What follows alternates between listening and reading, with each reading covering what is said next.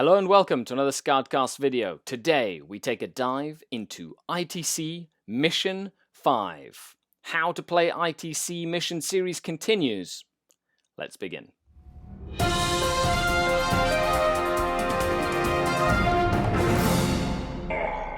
The Dark King. Hello everyone, I'm Skari, your grateful host. Welcome to How to Play ITC Mission series. This is part 1 of Mission 5. Really excited to dive in to this mission, the Crucible of Champions. So this video will mostly focus on the basics of this ITC mission, how to play it, how to score it, and a couple of tactical tidbits. Part 2, that's available to Patreons, dives deeply into objectives and how to play the mission and board control and being attacker and defender and all that good stuff. So without further ado, let's dive into the mission and let's discuss it. I'm sure if you have any questions, you put them in the comments down below. But if you have ever wondered how to play these missions, I hope you check out the entire series, because this is Mission 5 we've done from the beginning to now. So go back and watch all those videos and then continue with this one.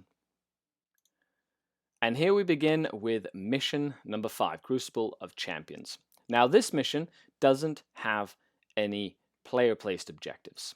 It is one of the missions where all the objectives are preset. As you can see here, they used to be in the old ITC. There were just 4 of these, one in the middle of each table quarter essentially. They have added a 5th one in the middle of the table. This is to make the mission more interactive, so it's a lot less just I hold the same amount, that you hold the same amount. The odd number of objectives allows players to fight for that hold more a lot easily, which gives a little advantage to the person going second as well. So before the game begins, starting with the defender, each player chooses a separate objective to be their priority objective to defend. This cannot be the center objective, so it's one of the 4 ones in the different quarters. After deployment zones have been determined, but before deployment, in the order established, blah, blah, blah, each player may move their priority objective in any direction up to 6 inches from its original position, as long as it's more than 6 inches from a table edge and 12 inches from another objective. If you hold your opponent's priority objective at the end of the player turn, or you hold 3 or more objectives, you score 1 bonus point, which is really cool. This is something different. Now what they've done is, instead of just being able to get a bonus by holding your opponent's priority objective, which normally will be the one stuck in the middle of their deployment zone, way in the back, and they'll usually move it to get it closer to their zone or behind a wall or something. That's a very popular way of picking this objective. You can hold 3 different objectives, which means the middle one and 2 others, or 3 of the others. That makes the bonus point achievable in this mission a lot more than it was in previous editions of this mission format. And I like the change, but maybe you don't, so make sure you let me know in the comments if you like the changes to the bonus point. Now, picking your priority objective is a big part of this mission, and I have been known to pick ones that are not in my deployment zone. So one on the side, for example, mainly, to either pull it out of a defendable position into the open or get it closer to my lines in order to make it easier for me to sort of maneuver into that position, or take it away from the opponent if they're going first and I want them to have a harder time to get that bonus point, for example, or to maneuver around the table, or not be able to hide a unit back there, or not put a unit of Nurglings to hold it. Now, if you do that, that can be kind of risky, and that goes into the nuance of playing this mission, but picking your priority objective can be part of the strategy of playing this mission directly. As always, Mission 5 is scored in the exact same way as the other ITC missions. There are 42 points up for grabs. Each player gets a point for holding an objective and killing an enemy unit, as well as a point for, at the end of the battle round, killing more than their opponent or holding more than their opponent.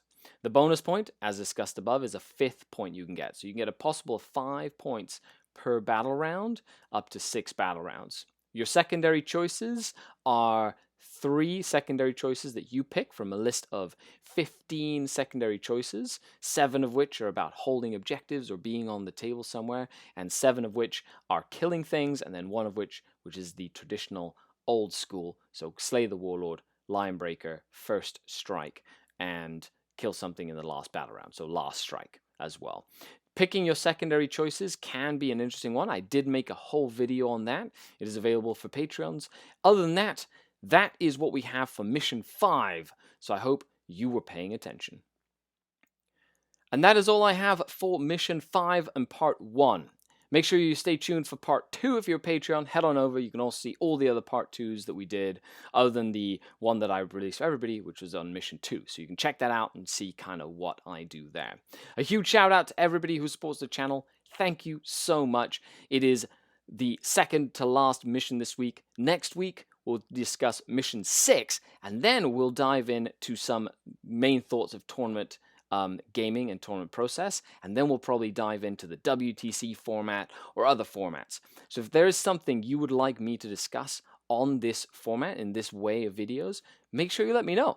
I'm looking for suggestions, and I hope during this isolation time, you are putting your head down and learning everything you can, practicing on Tabletop Simulator, or, reaching out to professional gamers and hobbyists and coaches and people who will get you better so that when the tournament season opens up again, you're fresh and you're not lagging behind.